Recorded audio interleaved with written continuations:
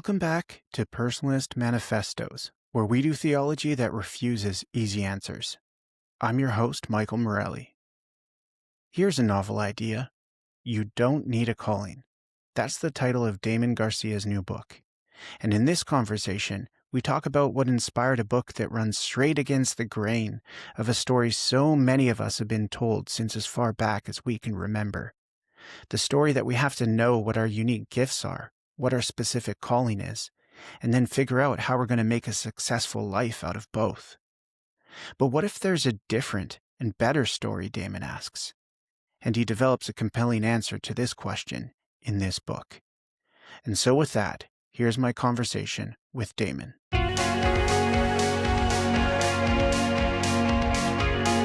Hello, Damon Garcia. How's it going today? Good. Good to see you. Really good to see you as well. So let's start by getting this out of the way. We are not the same person. Leah Robinson, if you're watching and listening, or just listening, Damon and Michael are two different people.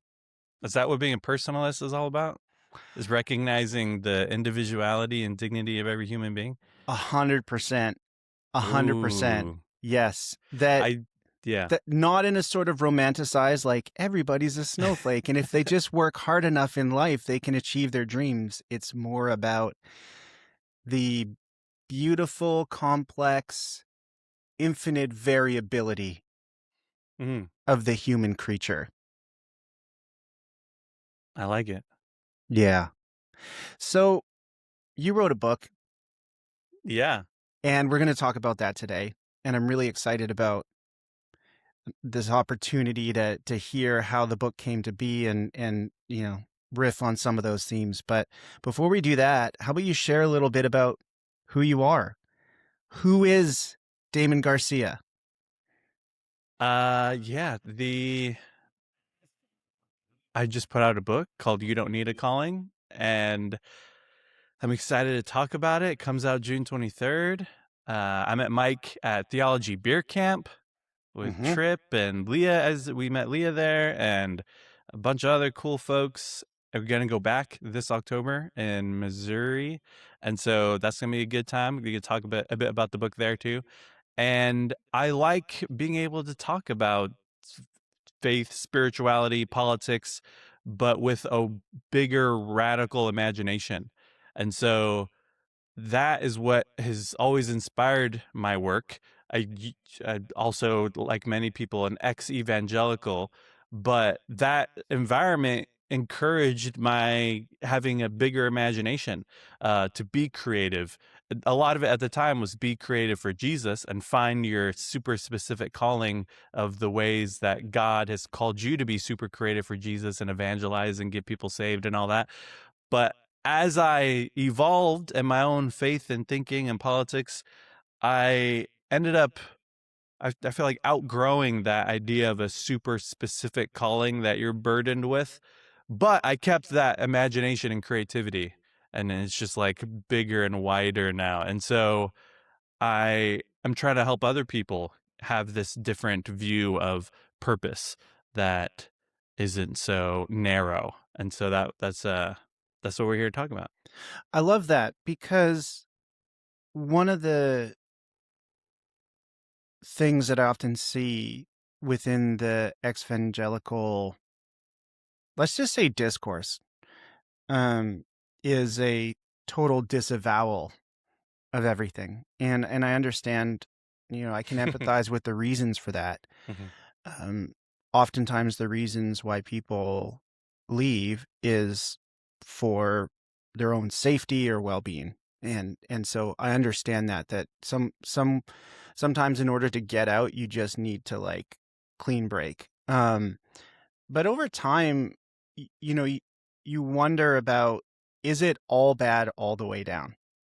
Right? Like thinking about it in terms of like the nuances of any tradition that you happen to be embedded in. And there's always going to be some good things and there's always going to be some bad things. And growth, maturity is being able to discern what was good that you received along with the bad, right? So it's like, maybe it's a very small ratio of good to bad.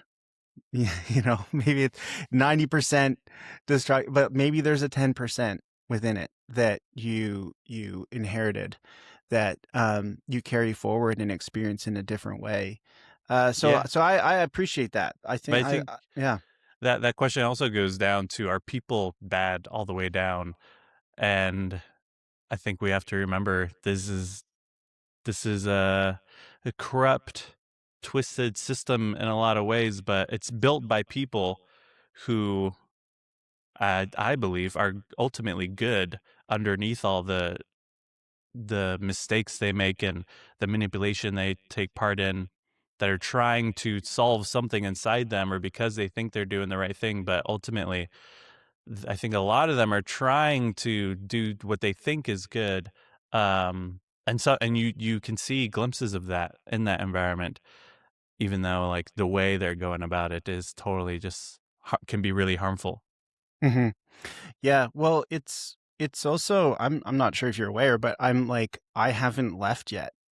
I'm this kind of anomaly and a bit of a liminal figure in the sense of like I go to, I mean, it's a Canadian Mhm, context, so it's a bit mhm, different. mhm. It's kind of, you know, Coke Zero or Diet Coke versus Coca-Cola Classic, but it's still Coca-Cola, right? So, I go to an evangelical church. I teach at an evangelical seminary, and there are times I've talked about it before. There are times where I wonder, I'm like, why do you like me or seem to like me? Why haven't you asked me to leave yet? Um, Yeah. but like the team that I work with, like the faculty that I work with, I trust them, they trust me. They have figured out how to work with my weirdness.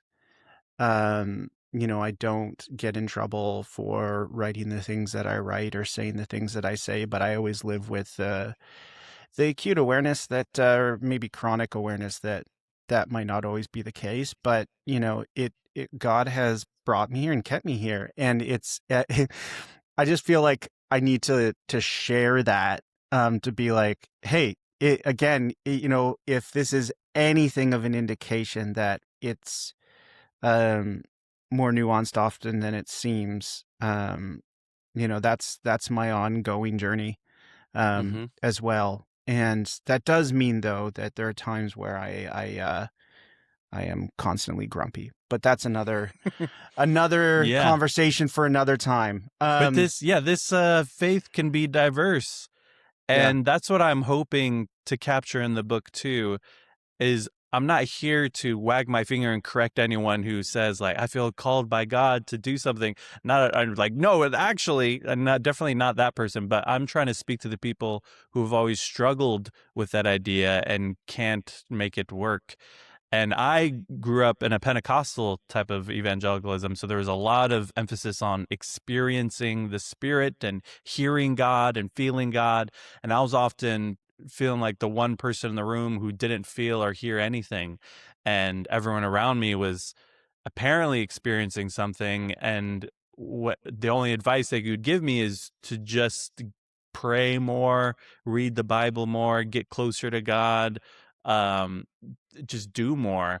And it didn't work for me. And what I ended up discovering was a totally different experience of God that is more earthy, more human, and grounded. That I experience God in the miracle of life itself, as opposed to praying for some supernatural intervention type of miracle of breaking reality. And so I'm still very much a Christian because of how diverse this faith actually is, as I was able to find my place there. And and so yeah, I want to be able to hold that space for other people who've been through the same thing, but I don't want to make the same mistakes as some of my old peers and say this is the only way to be yeah, Christian or the only way to yeah, yeah. read this book and all that. Yeah. No, I feel like that really captures a significant part of the gift that is your book, because I related a lot to what you said, and just summarized right there is I think this is the beautiful thing about theology, or just, creative work in general, is you're processing your own experience. The way in which you're doing it, you're processing your own experience, right? It's not like, oh, this is a great idea for me to work on. Like, you're working on yourself as you're exploring this idea. And then you put it out there and you see if it resonates with other people or not. And I think it does, because there's a lot of people who feel what you feel. Like, well, everybody else seems to be experiencing the faith in this way, right? Whether it's calling, right? Whether it's hearing the voice of God, how, the spiritual disciplines, devotions, prayer life, all that sort of stuff, is supposed to look. And you're like, that's not me. And it's just a gift when somebody, puts in creative form, like, they say out loud or write out loud or paint out loud or sing out loud what everybody's experiencing, or some people are experiencing, but they're maybe not ready to say it out loud yet. Right. So you just kind of normalize or put language to, I think, what a lot of people feel, myself included. So I normally ask the question, like, how did you end up where you are? You Talking to me about books you've written, on theology, politics, calling, these sorts of things. But you get into that in the book. So I want to pose the question in a different way. What's the origin story of this book? Because it's been a few years process. There's been some peaks and valleys. So when did the initial idea for this book emerge, and how did it grow over time? Hmm. Yeah, I felt like I experienced the calling to be a pastor when I was 18, just out of high school. And that didn't make any sense to me because all I was into was music and film. And I was starting to go to the community college for film, and I was making music with my friends, and that's all I cared about. And ministry didn't seem interesting at all. But then as I started to consider it and slowly tell my other friends, are like, yeah, I could see you doing that. And and then went down that path. And over time, I ended up changing a lot of what I thought that calling was. But I, when I was super committed to this idea that God called me to be a pastor, so I'm going to go do it, I was inspired to go help other people to have that experience too. And so, also part of Pentecostal vibes is spiritual gifts tests. Have you heard of that? Yep. Yeah. So we would have people do that. And it's funny, it would rank them, like, here's your top ones, and then the bottom ones you would feel bad about, and then but just be glad you're in the body of Christ who have the other gifts. And then but at the time I was like, okay, I got preaching, communication, teaching as my top ones. I'm gonna go all in on that and help other people find theirs. And it was awesome. At one point I was a youth and young adults minister. That was just especially awesome to be able to help them find their own unique gifts and cultivate that. But over time, I I witnessed that there was something off about the way we talked about finding your gifts and discovering your purpose and calling, because what really what really helped people follow a certain path is having a strong support system. And so I was in this church ministry internship program, and I was kind of the black sheep in the program because we would get these, like, it was also partly Bible college, and I would read these textbooks they'd give me, and it would be like, here's one wrong view, here's a heretical view, and here's an incorrect view, and here's the right view. And some of those incorrect views made way more sense to me and gave me more to research. And so I just went down that path. Also, I'm listening to homebrewed Christianity in my earphones on my iPod Classic in 2012, and just like getting all this other types of theology and interpretation, ways of reading the Bible. And that was so much more inspiring to me. And so I was in conflict a lot with my leaders. I almost didn't finish the 2-year program, and I ended up finishing it. And looking back is funny because I know that a lot of them would think that I just veered off path and am kind of lost now. but I'm the only one who was in that program of the students who is still doing something ministry related. It's wild how that works out, right? Because you're like, you were definitely probably when you weren't there, it's like, we need to talk about Damon. We Yeah. need to be Oh, for praying sure. for For Damon. sure. You know, he's the one that you know, we're the 99, he's the one. I say this all the time to students, like, you know, I think back to when I started ministry and the amount of guys that I started with, and you know, I was in a context where typically it was guys. And, you know, life happens. So this isn't a judgment. This is just an observation. Like, I could see some of those folks looking at me and be like, "Oh, wow, he's really straight out the path." But I'm like, um, I'm still bought in, and I'm in a ministry role, and a lot of those people that might say that are in real estate and marketing now. They're not in Right. pastoral ministry. Yeah. And again, that's not a judgment. It's just like interesting. Yeah, so I could look at it from the perspective of I'm just really special and they should have saw it. They should have seen how good I was at this. Of course I'm the only one. But then there's this other angle if I widen out more and realize, hold on, a lot of these people couldn't follow the path I did because they had to get a job. They had kids and they really had to just focus on providing for their family, and they didn't have other like co-ministers giving them opportunities to further their gifts and opportunities to express their gifts. So it's I recognize, and then especially recognizing all the students that I were in my youth group as they got older and they had to get jobs and go to college and focus on the gifts that could make them the most sustainable income instead of the gifts they felt so inspired by when they were younger that they felt like God was calling them to work in. And so seeing that again and again, instead of just seeing it like, oh, I guess God just liked me more, I now see it as like, we need to change the way we talk about purpose and calling and gifts and recognize that when we have these dreams from God or from our community and we try to follow them, we have to also confine them to what capitalism demands of us because we have to work to survive. And that I realize a lot of people when they talk about purpose, they just pretend capitalism doesn't exist at all. And they talk about like searching for your path, pivoting, finding what feels right. But that only really appeals to people who have the privilege to pivot. Yes. And so that frustration and experiencing the way my path also the way I completely changed the way I saw my original calling, and then seeing my peers' paths and realizing a lot of people really need to have this view shift. And it's interesting because I put out a book called The God Who Riots, Taking Back the Radical Jesus in 2022.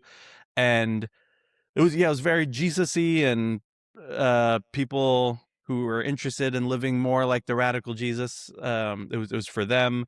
And then this book, I felt like I wanted to go deeper and talk to people who aren't just interested in living like Jesus, but are struggling with this feeling of that they're not where they're supposed to be in life and they're supposed to be doing something else, or they're supposed to become this better version of themselves.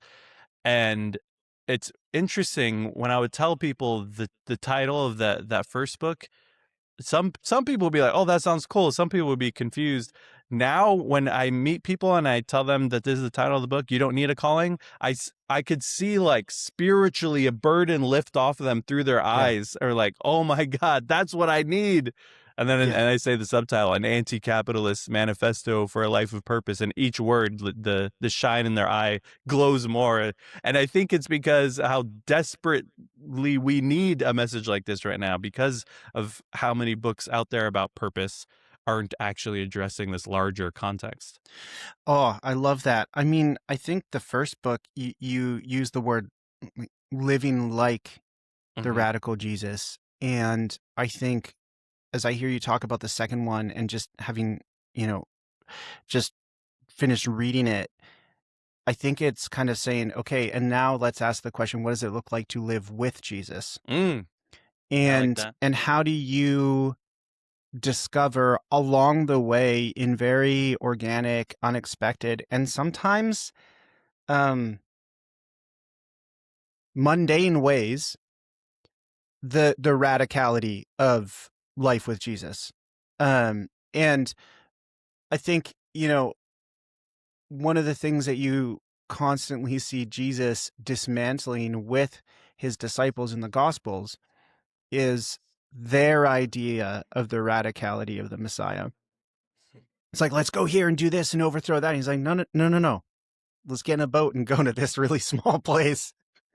And crazy things happen there, but it's a different type of radicality. And again, that's such a gift to just have people helping unload all this baggage and expectation we need to feel to be somehow like going to protest every single weekend. And if we're not sort of uh radical in a particular way, we're somehow failing at being a good Christian or being a good person or what have you. And you're like, well, that may be needed, and is needed, especially these days. But there are other ways in which the radicality of Jesus can meet us in the everyday, and work itself out, right? So something as seemingly simple as sitting down to write, or meeting with a friend, or teaching students, those sorts of things. Like, that is a slower burn, but it's nevertheless the slow burn of radicality of Jesus in our lives, right? And I think that to me gives me hope when I feel like I'm not doing enough. So to get into the let's say the issue that you're taking with the way that calling is typically dealt with within Christianity, but especially within more evangelical context, there's a story you tell early on. And I think it really captures the reason why you are taking on this topic that sort of just goes unquestioned, and you're pushing back on it in a very meaningful way. But it's not just an intellectual exercise. You derive theology from stories like this, experiences like this, but it is born out of like real wounds. And also, as you share that story, like, it helps me understand how problematic and manipulative theologies and practices of calling can be. There's one that says all the right things, does all the quote unquote right things, but deep down it's actually quite manipulative. And then there's another way that just doesn't fit the common mold, but it actually is, I think, more consistent with the way in which Jesus works out discipleship, vocation, calling in our lives. When people told me that they could see me being a pastor and they could see those gifts in me, and of course God has called you to this, I believe they're just responding to the energy that I was giving to them, and also giving them this whole story of God supernaturally communicating to me through these people. And so of course they're like, oh yeah, I could see that. Go Damon. And so and then also I believe the energy I put into learning to be in ministry and learning about the faith and the Bible and working with people in this way, I believe we can do a lot when we actually believe in ourselves and have a community that believes in us. And so now that's how I see the path, which isn't as magical as some people would like it to be, but I just believe this is just how God works in this more earthy, human, present process. Well, I think it's more honest, and like, I think more of a true vision, if you want to use that word, of what discipleship actually is than the other version, which, like you said, has become so entangled with a capitalist way of experiencing the world. And you draw this distinction later between gifts and grifts, right? Mhm. This whole idea of you got to figure out your gift or your gifts, because then it's not just about calling, but it's like maximizing your potential and making a career out of it. And that is part of the whole grift of capitalism. It's like, no gift can just remain a gift. It has to be reified. It has to be commodified. It has to be um, uh, exploited and separated from the person who is um, actually creating the gift. Thus, the process of alienation, right? But to go back to the story, like, I just want to say thank you for sharing it. Thank you for your courage in writing it down and even relating it to me here, because, um, I mean, when I read it, like, I had a physical reaction to what I heard. And even listening to you share the story again, it was the same thing. Like, I have a visceral reaction to the the um the reality of the manipulation and the violation of somebody um who was sort of preyed upon by somebody in a position of authority and responsibility. And it just saddens me that there's so many versions of that story out there. I think it's, in that sense, like, being able to think through it in the way that you have, shows what reintegration looks like, Mm, right? Post-traumatic growth, if you would use the word trauma, looks like, mm, where you can say, this happened, there's no moving on from it, there's only moving forward. And I'm going to share this story in such a way that others might be, um, uh, just uh, um, engaged in such a way that they feel less alone, and then they might be encouraged to go on that journey of reflection as well. So I just want to say thank you. And I would say, like, that manipulation to me helps me understand just how manipulated, not even just within the church, but just how much of our environment is based on this very coercive way of directing us here and there, and do this and don't do that, and you have this and you need to use it in this way. It's not just our churches. Like, this is the water that, North Americans swim in from day one. And then you introduce social media, which, like, adds algorithms and data mining and predictive markets onto all of that. And it has therefore pervaded the environment of churches. And we mm. do so uncritically, and we clothe it in spiritual language. And like you were just saying at the end there, if a dude says he had, an encounter where God said you're going to be a pastor, other people affirm it with visions, and, and then other pastors affirm it with phone calls and prayers. Like, you don't question that. That's such an offside thing to do within particular circles. Like, once you're at that point, there's no questioning it. Or if you do, like, that's such an offense. But you're Yeah. like, you looking back now, you're like, wow, even you becoming a youth pastor and looking at teenagers and picturing Damon at that point, you're like, wow, like, I would never do that to a kid. Right? I mean, we all are potential of more harmful things than we imagine, right? But Yeah. like, you are looking, you're like, wow, that's really fucked up. Sorry to use language, Yeah. but that's just the best way to say it. And I'm like, but how much of our discipleship and spiritual discernment and mentorship and vision of pastoring is actually kind of built on this foundations of manipulation? And as you were talking, I've been reading a lot of Franz Kafka right now. Mm, It's like the difference between the shepherding of Jesus and the slaughterhouse of capitalism, mm, where it's like you're sending livestock through these chutes, but you want to make it as comfortable as possible for the livestock, because, by the time that it's actually time to slaughter the cow, or whatever creature it is, you don't even want them to know that the death blow is coming. hmm, You're like, how much of what we think is like shepherding is actually just slaughterhouse tactics. I don't know. That's very mm. grim, Yeah. but I'm just going to put that out there for you. But you're also making me think of how much of it, when someone says they see something in someone else, how often it's just them seeing themselves.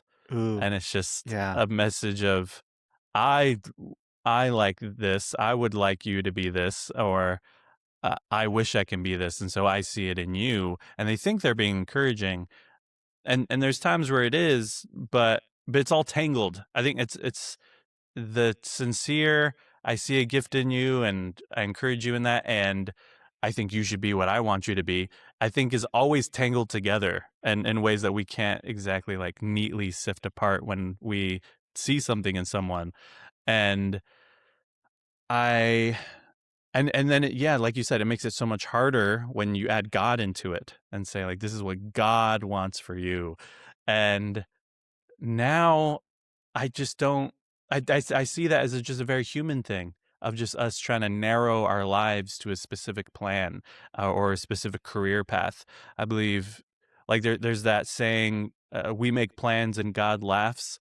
I think usually people what they mean by that is that God's plan is so much greater. But now I see it as more like God laughs because He knows how silly it is to narrow life, to reduce life, to confine life to a plan. God's fully aware that this life is so much more wild and unpredictable.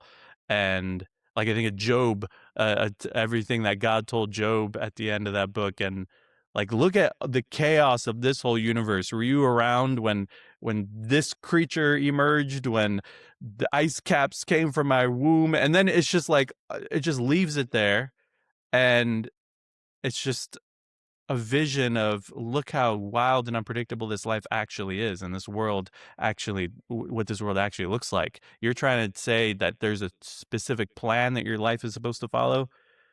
Like, let me show you all the chaos of this whole world. And so I that can be good news. And I believe it's only a very Western imperialist colonial view to believe that life is supposed to go up, up, up, better and better, better, more and more success. And if at any point it veers off of that, then I'm a failure. I think that's totally, first off, very self-centered way of viewing life, and that only exists in that realm. Like you look at these ancient Eastern spiritual teachings about harmony with the world. I think there's full acceptance that the world isn't going to go the way you plan it for it to go, and that's awesome about the world. That's not bad news about how you're a failure. That's just what makes the world so awesome. And so I that's what I'm trying to help people get to as well, instead of feeling like, am I a success or am I a failure?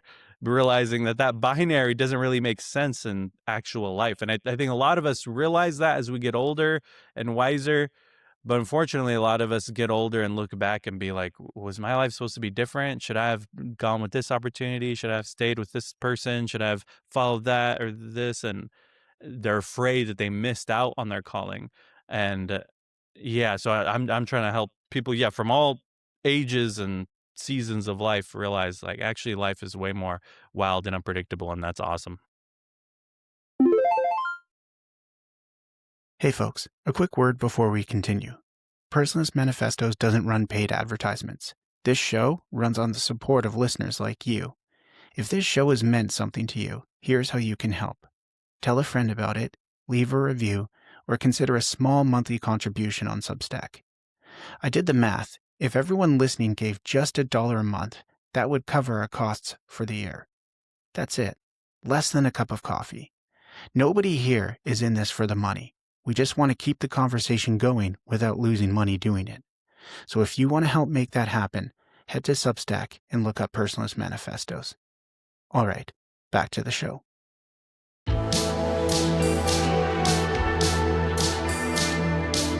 Well, there's this pervasive and perennial fear of having missed the boat. And you're saying, I think with Jesus, along with Jesus, like, you're in the boat. The boat's life, Yeah. right? And your friends are in there too. Yeah.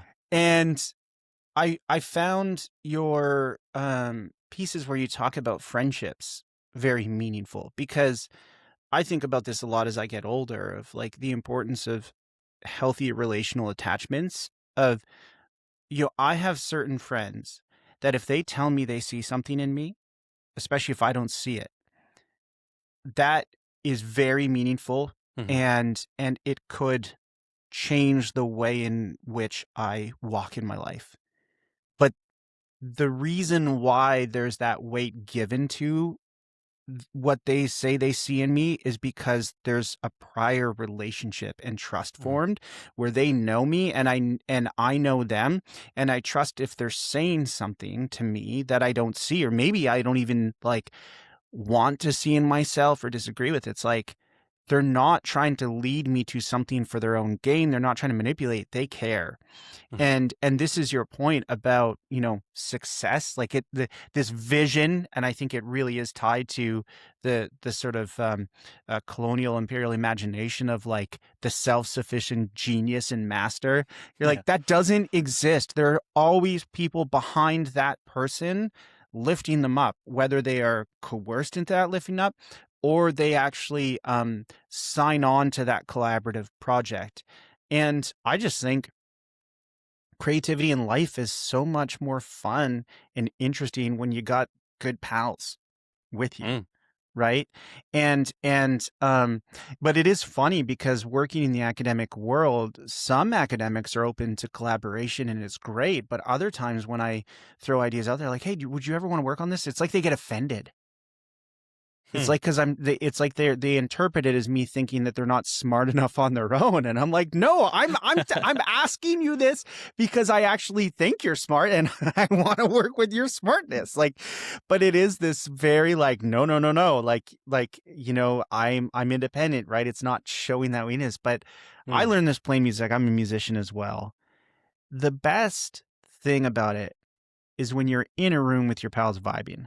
Mhm. That's always the best material, right? And figuring out how to get into that point where you lock in and you trust each other. When, after that initial jam, you're like, okay, well, I think this, not that, and I'm not so sure. Like that's where the magic is, right? And I think now we're getting into an analogy for the church. Anyway, I'll stop preaching. But No, this, that's really good. yeah, but this fits into the your points about pointlessness, lack of control, and meaning in the lack of control, right? Like you do delve into Ecclesiastes and say, like, what if viewing this feeling of directionlessness, lack of control as a negative thing? What if we just not only just radically accepted it, but actually started to take a little bit of joy in it? So I feel like you were going to respond to my mini sermon. So I'll just let you do with what I'm saying as you will. Yeah, I think it's other people and our environment that makes us us, even as individuals. And I think we're often trying to figure out, who are we completely separate from any influence around us? Who's the real me? Is a question a lot of people ask. Hmm. The true self. And I think in reality, all the way down at like a soul spiritual level and at an atomic level, that division isn't so neat. I mean, even the word individual is kind of a myth. Like to be undivided, the undivided self isn't really a thing. And so it's it's our environment, it's our memories, and it's the people in our lives, for both good and bad, that shape us, that make us who we are. And so it really matters to find people, like you're saying, who you want to shape you, who are the people that you actually would enjoy being shaped by. And finding people you can trust and can speak into your life in that way, I think it is really important. And yeah, and I think when we have that, I think there's also way less pressure to find personal individual success, because I think we can feel like, I need to become somebody that would be worthy of community. Then I'll get all these friends who I can trust and love, and we'll have great relationships like Michael's talking about. I just need to get my degree, get a good job, get a good property, and then the friends will come. When I think in reality, it's like we find our purpose through these relationships without needing to become somebody first. And often that desire to become somebody could distract us from real relationships that give us purpose. And but yeah, and then Ecclesiastes, I end the book talking about when I was 14 years old, I found the book of Ecclesiastes in my NIV student Bible, and it said, meaningless, meaningless, everything is meaningless, which seemed to contradict everything they ever taught me in church growing up.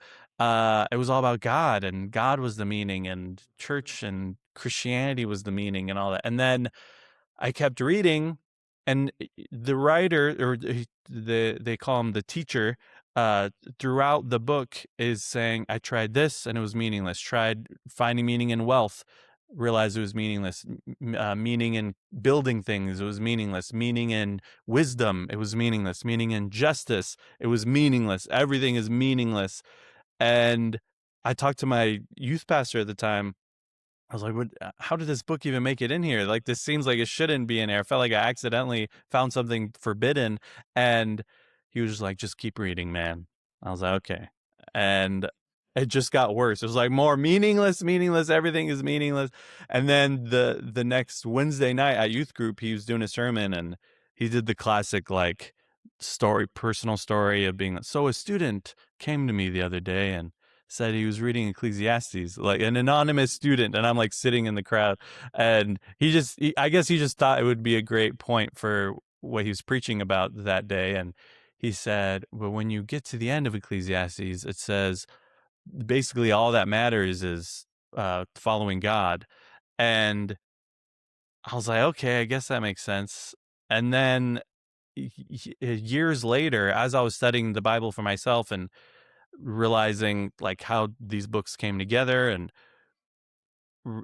getting into the meaning of words, I realized the Hebrew word for meaningless, or sometimes translated vanity, is the word havel, which means more like vapor, impermanence, here 1 second, gone the next.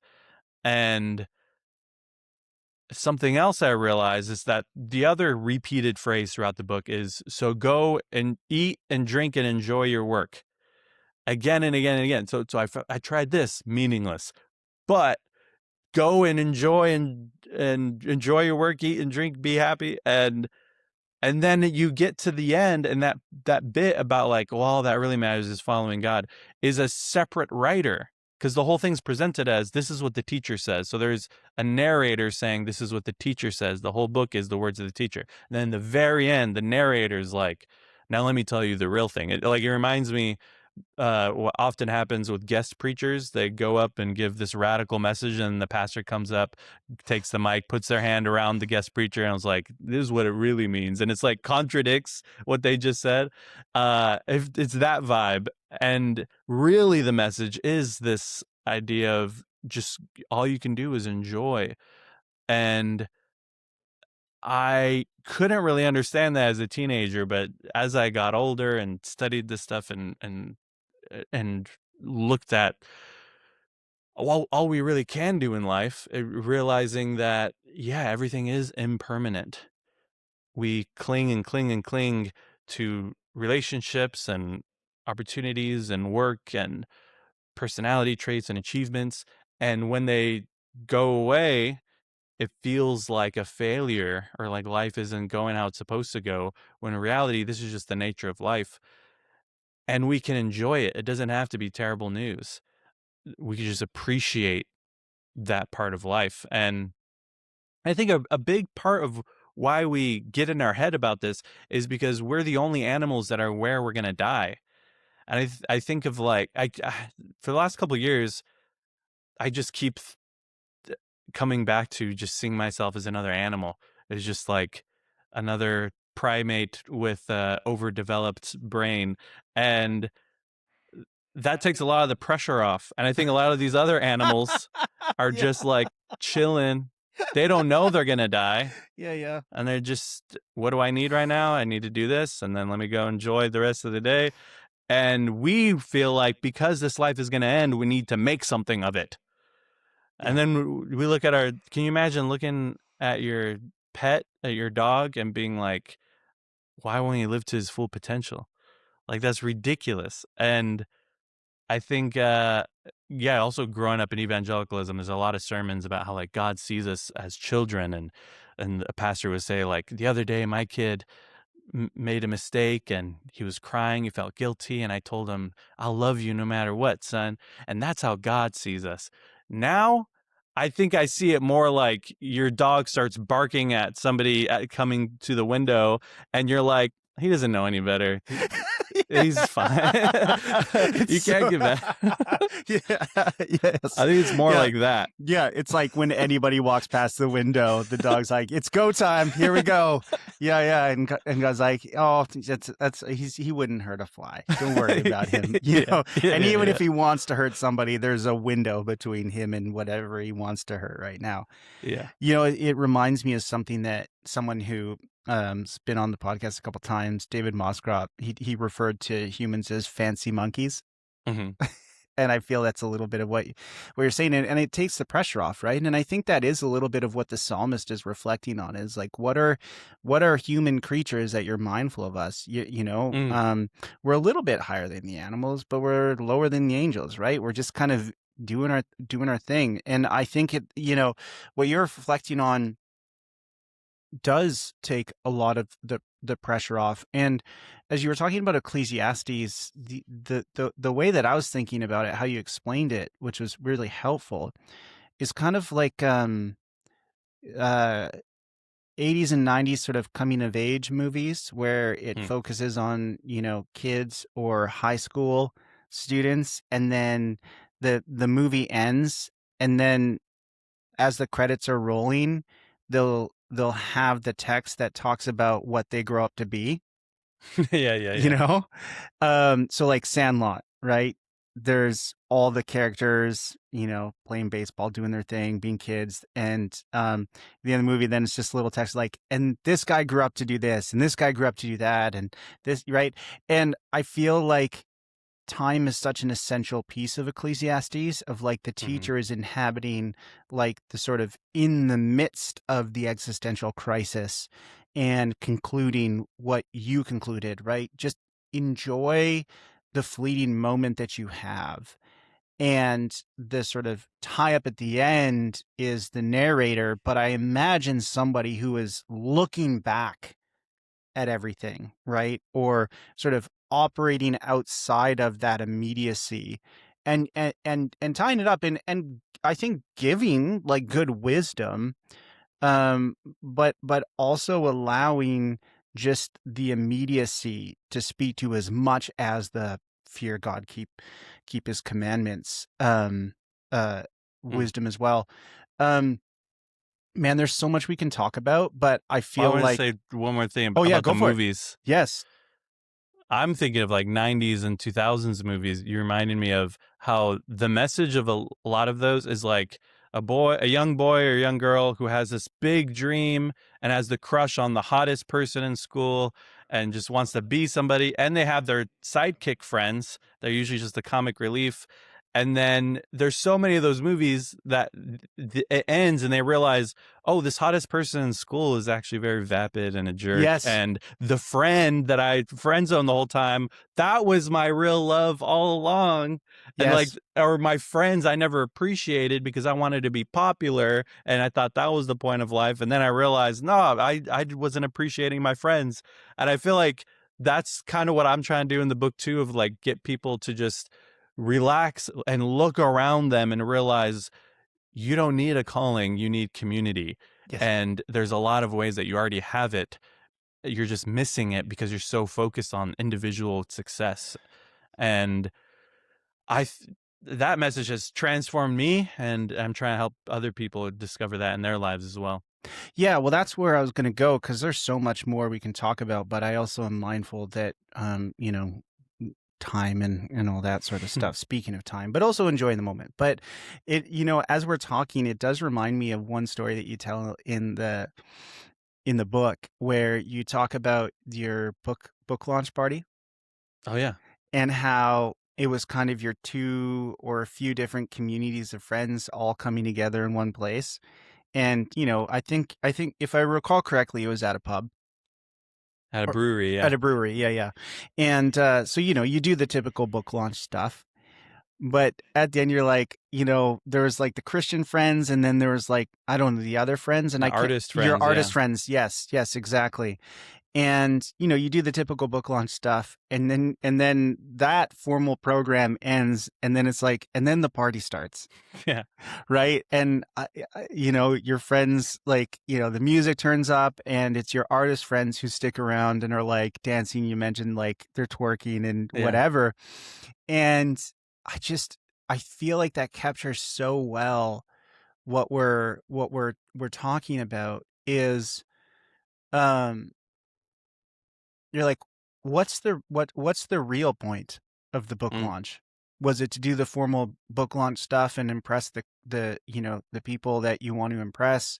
Do the book launch in a way that the Christian friends may not judge, right? Or it wouldn't cause them to feel uncomfortable, right? To establish your profile as a serious thinker, Mhm. like, or is the event, the book you wrote, the program, actually the vehicle to get you to the destination, which is the really important one, which is the dance party after?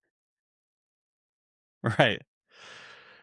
Yeah, that was for that first book in 2022, and leading up to that book coming out, it's my first book. I'm an author. There's so much of it that feels like this is going to validate me, but there's also a lot of it that feels like, in a way, some of it is conscious, some of it is subconscious. You're trying to heal these past identity wounds as well through something as validating or successful as putting out a book. And I, at the time, was thinking a lot about that past in the church I was part of before, the ministry stuff I was part of before, those old friends where I said I was a black sheep in that program, and some of the ministers in my life at that time, and it felt like I needed to prove myself to show that no, I really am following God's path. I haven't gone astray, and publishing a book about the radical Jesus felt like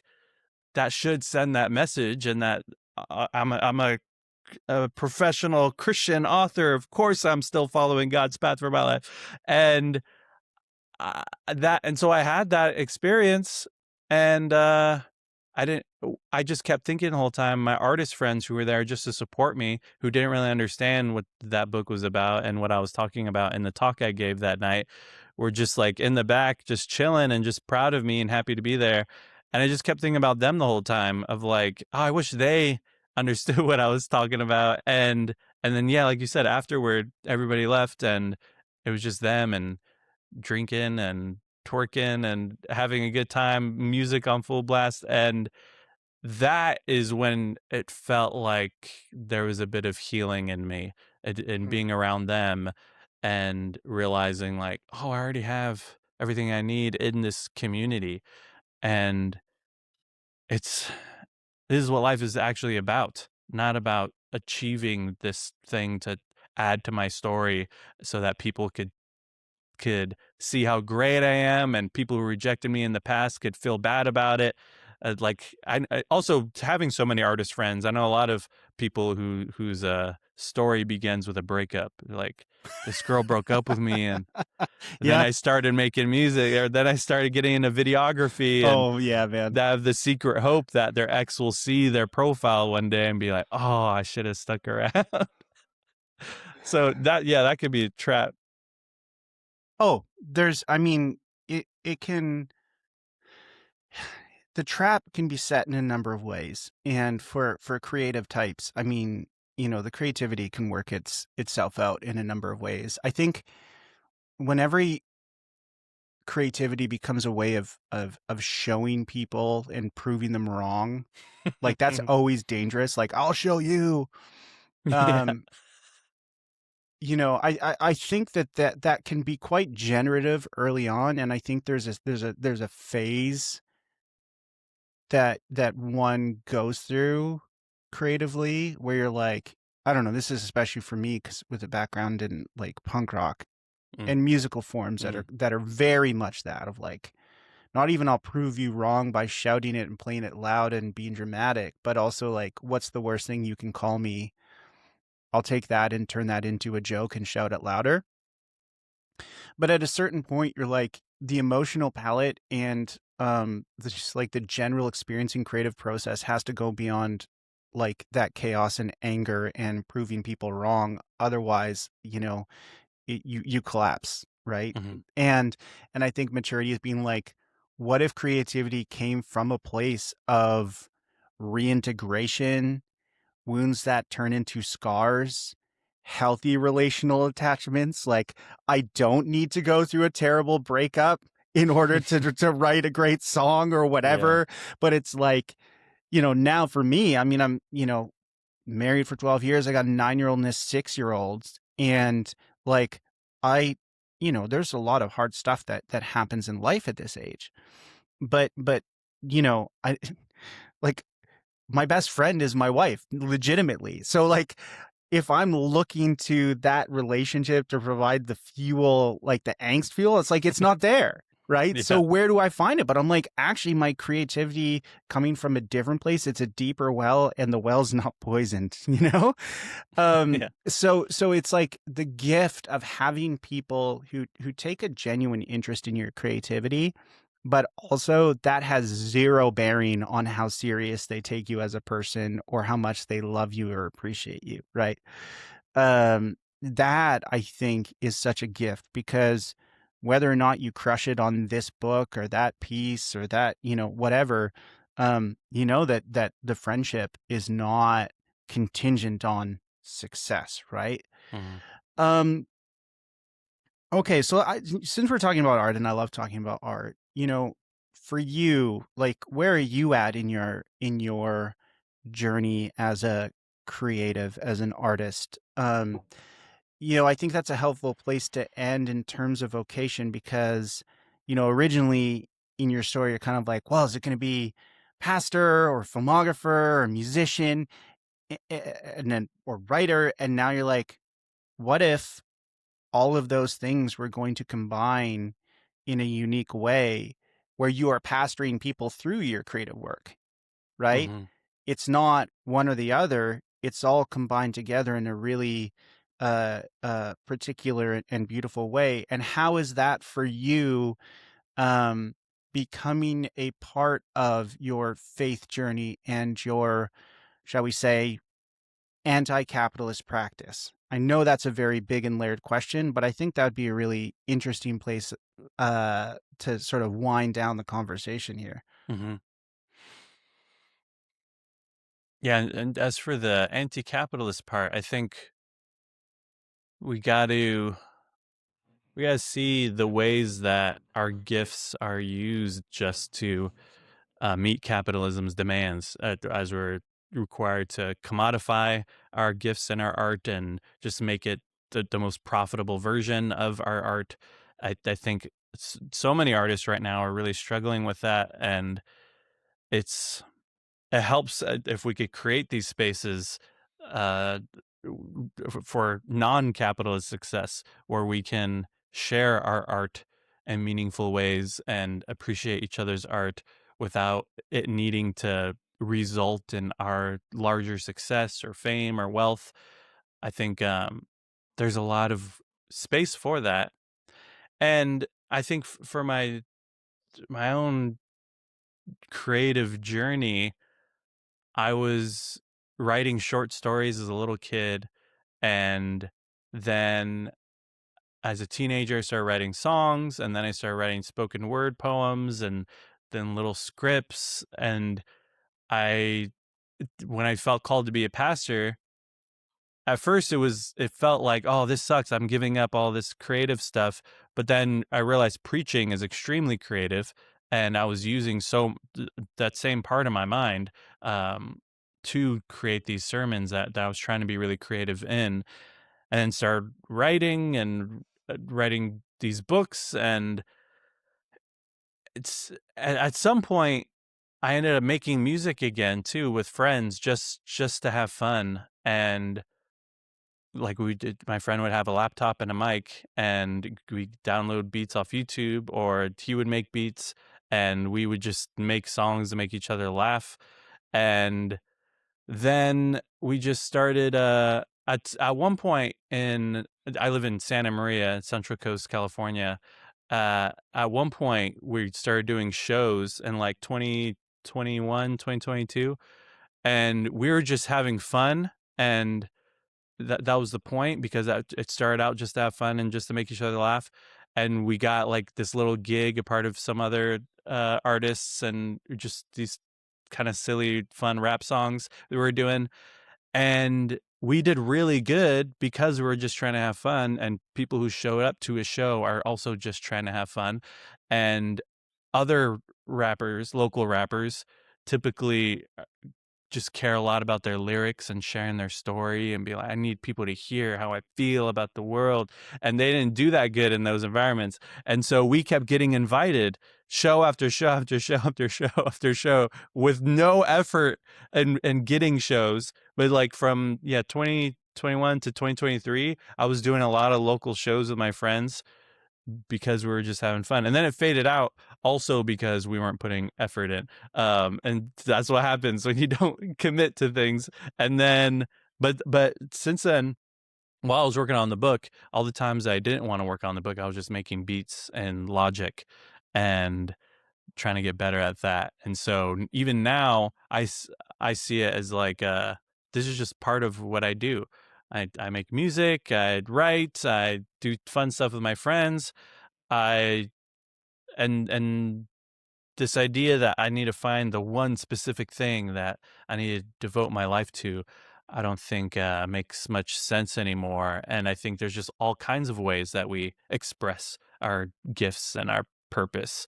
And I think the real purpose is to contribute my life to the life of the world, to enliven life like everything that exists is already doing without even trying.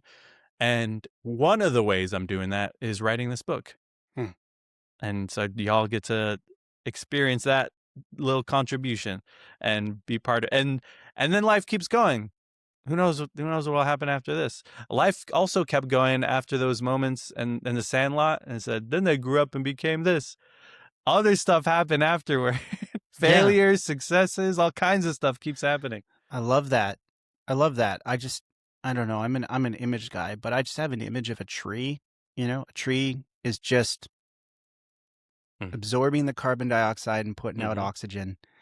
And I feel like that's what you're doing with this book, but also just with your journey. And it's nice to breathe some creative, fresh oxygen, Damon. Do you have any of that music available, or is that just something you keep under wraps? Nah, it's Pun not really. intended. Oh, It was actually unintended, but I think my brain just formulates in puns now. yeah, that's not really out there. But I am working on an album. I actually haven't shared this publicly at all. Whoa, you I'm heard it here I'm first. working on Breaking this. news. I wanted to use these beats that I was making while I was working on the album, and get do some songwriting, be on it a little bit, but mostly have my friends rapping on and singing on these beats, and put it out in a few months. And so that was the plan for a while now, of like, I want to put out this project like right after the book, and just keep living out the message of this book by doing creative stuff. Is it under your name, or is it a I don't different know name? yet. You don't know? I don't know. Follow me on Instagram though, people, and you'll see Yes. updates. I'll be Yeah, posting yeah, a lot about it. for sure. Okay, well, I always ask this question when it's musicians and any creative is what was the first album that really inspired you to do what you're doing? And you also said film too. So what was the first film or filmographer or director that Ooh. The well, the first album I was super into was Weird Al, Even Worse. It was my brother's CD, awesome. my older brother's CD. And it's so cool because that like exposed me all kinds of different genres. Yes. And like listening to Weird Al songs he parodied, and then got really into Christian rap because that was the only music I was allowed to listen to. Couldn't listen to secular rap. And Christian rap was doing the same, because a lot of those early Christian rappers was just trying to do the Christian version of whatever was popular. So there was also a lot of diversity in the sound in that too, which I think also really shaped me. And I think one of the first albums that I think really inspired me was John Rubin. You heard of that guy? Mm-hmm. Christian rapper. He had an album called Hindsight, and then in the intro, he's like, "I always will promise to be innovative." That was the first time I even heard the word innovative, but I could feel that in the music that he also wasn't just trying to be a Christian version of whatever. He was trying to innovate and do something new, and that always stuck with me. And then also a bunch of the other Christian rap I was into was innovative, like Mars Ill, Pigeon John, Red Cloud, and also a lot of these guys ended up getting ousted from the Christian rap world for smoking weed and things like that. Hmm. But as it happens. But anyway, the film, oh man, I'm trying to think. The Mask was my favorite as a little kid. Oh, yeah. I remember wanting that power so bad, like the power to reach into your pocket and pull out anything. That was just such an aspiration for me. Yeah. Yeah, for me too. I would always spin around and say smoking as a Somebody stop little me. kid. Yeah. And I didn't know any of the references. I didn't know any. He was making movie references in that whole movie. Yeah. All the quotes he's saying. I heard all those lines for the first time in The Mask. Yeah. Even the Clint Eastwood. I didn't know who Clint Eastwood was or any of that. So it's like Yeah. it's that was very inspiring for me as a little kid. That's awesome. I love that. Well, thanks for your time, Damon, and appreciate you taking the time to talk with me, and thanks for this book that you've written. Yeah, of course. Thank you for having me. It was a really good conversation. You bet.